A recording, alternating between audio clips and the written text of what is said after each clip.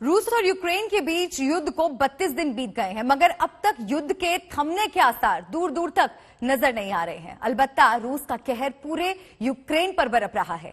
आलम यह है कि रूस की मिसाइलें यूक्रेन के शहरों को खंडर में तब्दील कर रही हैं। स्थितियां बद से बदतर होती जा रही हैं।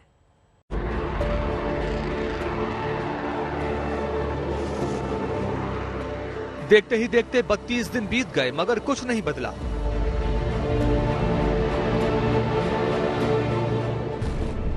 यूक्रेन पर वैसे ही जारी है बमबारी,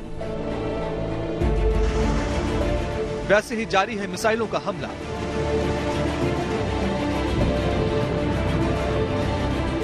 वैसे ही जारी है यूक्रेन के शहरों की तबाही। वैसे ही जारी है शहरों में बनता मलबों का ढेर। कुछ भी नहीं बदला 32 दिन में।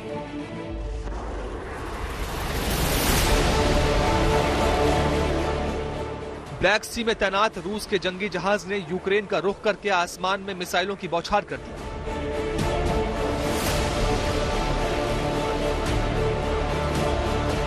तबाही पर उतारू रूस ने जंग के 32वें दिन भी यूक्रेन के कम से कम आधा दर्जन शहरों को अपने निशाने पर लिया।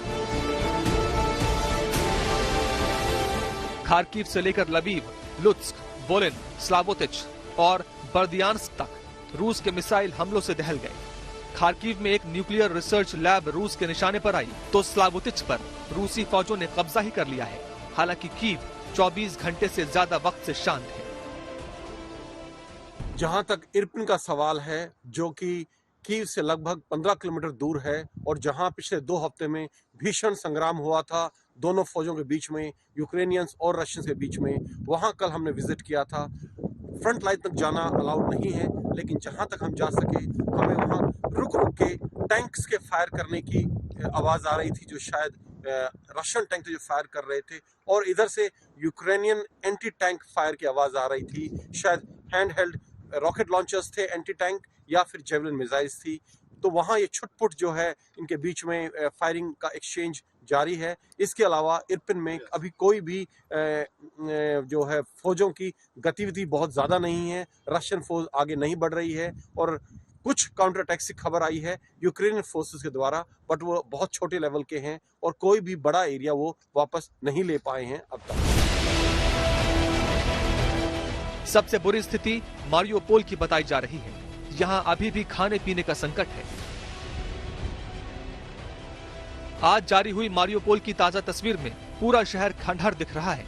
अब तक यहां 2500 से ज्यादा आम लोग मारे जा चुके हैं। इनमें से करीब 300 लोग थिएटर हमले में मारे गए। जंग से पहले इस शहर की आबादी करीब 4.5 लाख थी, जो अब 1 लाख से भी कम रह गई है। ज़ेलेंस्की कह रहे हैं कि मारियोपोल को बचाना नामुमकिन है। Найбільше людей на землі, що всі зрозуміли, хто і чому просто побоявся запобігти цій трагедії.